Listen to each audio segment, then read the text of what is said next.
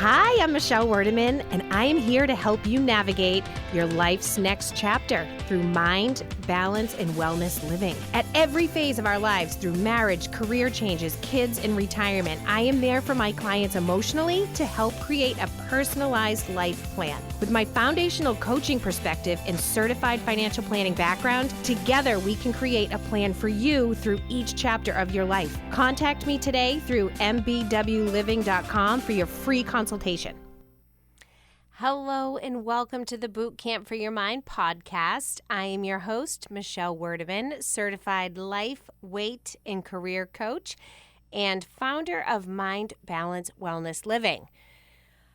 Hello, my friends. Today is going to be, I can't describe it. It's going to be a fun day. It's going to be a special episode, and I only laugh because that's all I could do right now.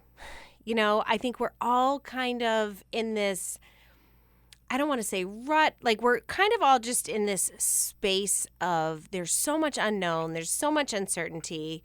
We're trying to look for the positives, and then boom, something else hits. So I chose today, rather than doing what I was going to talk about today, which was, baselining it on my relationship series, I wanted to tell you about what was going on in my life the last couple of weeks, excuse me, and also answer some of the questions that I get as a life coach. So I will preface this by saying, yes, I do love my husband. Yes, I do love my kids. And yes, I do love my family. But at the same time, I am just like so many of you, and life is life. It's not always great. It's not always bad, but sometimes you just have to take a step back and laugh at it. And the reason I say this is because is one of the questions that I get asked the most as a life coach, and comments that I get is, gosh, you always seem so happy. Like, as a life coach, do you just coach people to be happy? And the answer is hell no. No, no, no. So I'll talk more about how I coach my clients on that in a little bit, but let me just tell you how the last 3 weeks of my life has gone. And I do laugh now, and I can laugh now because there were some days that just were very dark. And I don't mean the daylight savings that kind of turned into, 4 o'clock, it's pitch black.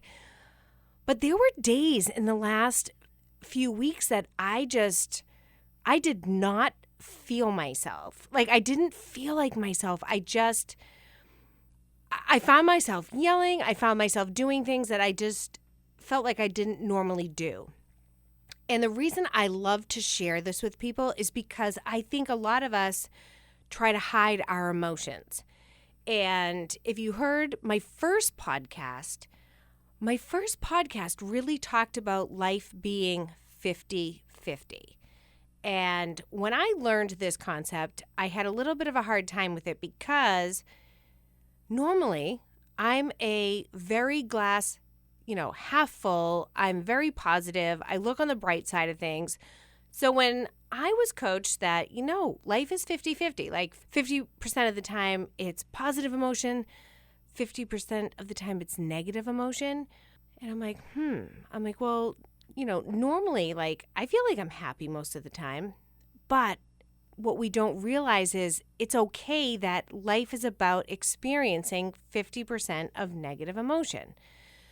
So when people ask me about life coaching and being happy all the time, and that's not what it's going to be about. Life is not going to be about happy all the time. So I thought this was a perfect opportunity to share with you my last 3 weeks and the ups and downs that I had, and also just answer some of the questions that I get usually, from my clients or people that write in through Facebook or Instagram. So, okay, let's start there. So let's backtrack, let's say 5 weeks. My husband, who I love very much, is in the military, and I thank him and all of the other military people for their service. My husband has been in now for about 23 years. God forbid I say weeks. 23 years. And he tells me that I have to go away in 2 weeks for 3 weeks. And I'm like, oh, okay. So we're in the midst of a pandemic. I have 2 weeks notice. I have 2 young kids. We have homeschooling. And for me personally, I'm not one that loves the winter and the lack of sunlight. Like, I'm a sunlight girl. So I'm like, okay, I can do this. I can do this 3 weeks. I can do the homeschooling. I can do all of this. But at the same time, I'm like, I secretly hate you. And I say that and I can laugh about it because I joke with him about it.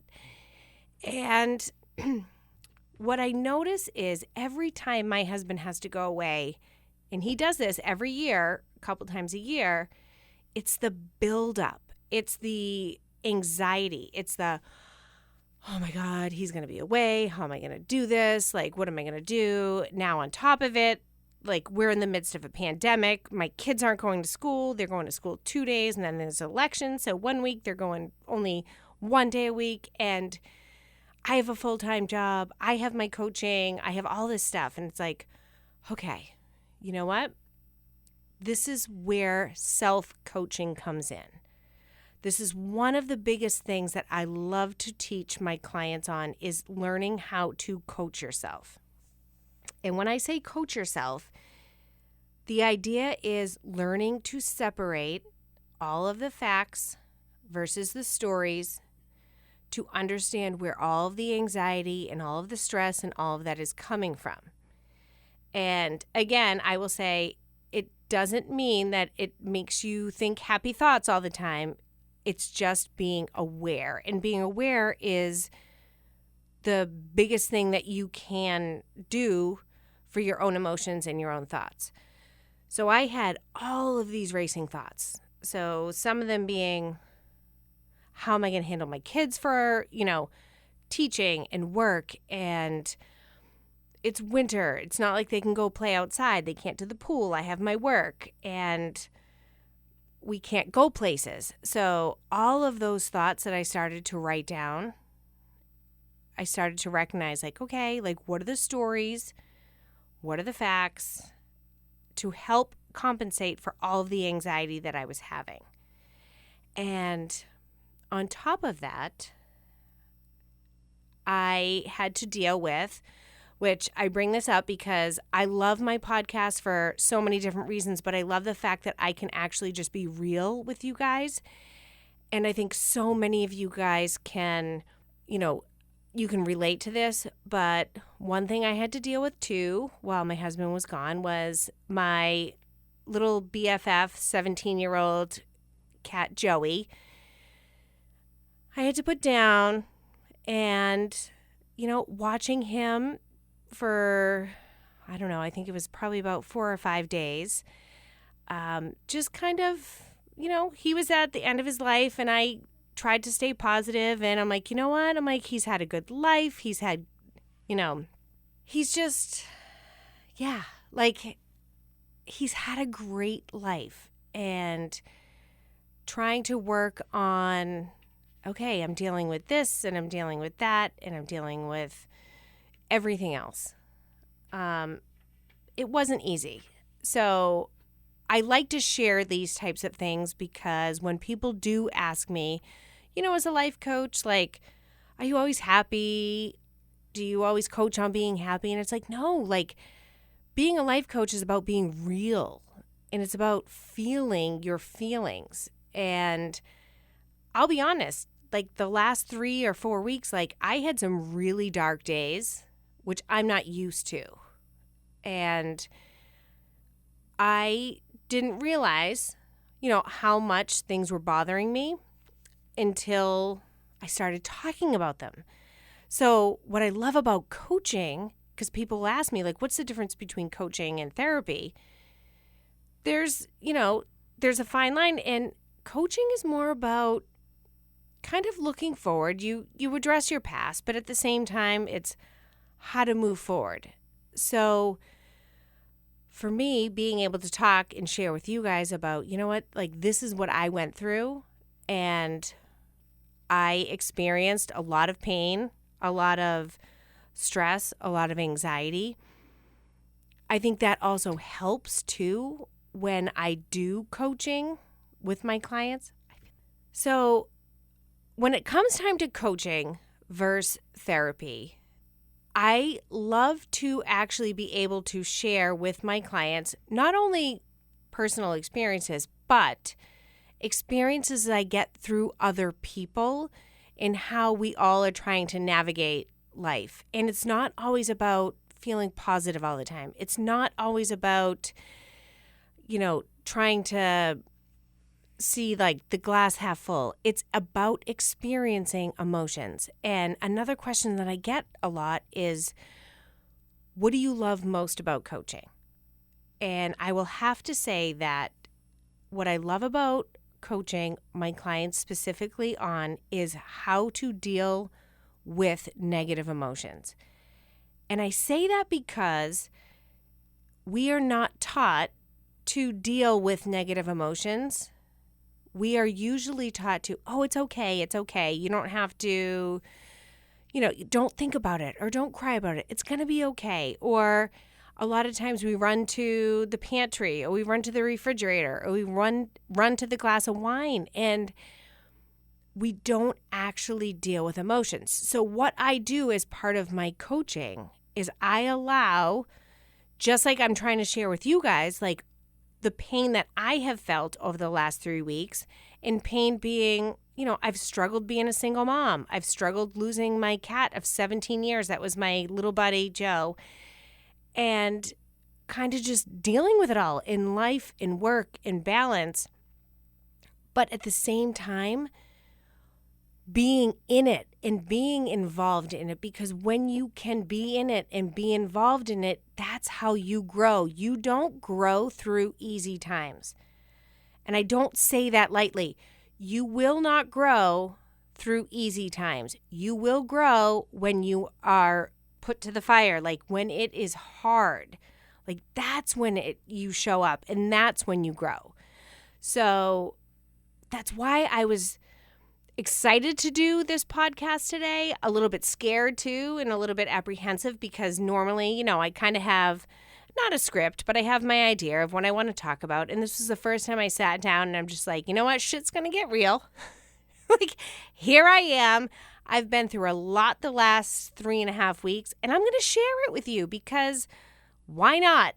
And so that's what I love about my coaching. It's helping other people look at their life in a way where they don't have to run from their emotions. They don't have to run from fear. They don't have to run from guilt.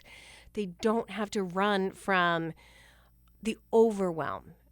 And when I say that, I want you to think about this too, because nobody's perfect. And that doesn't mean that you're not going to not run all the time.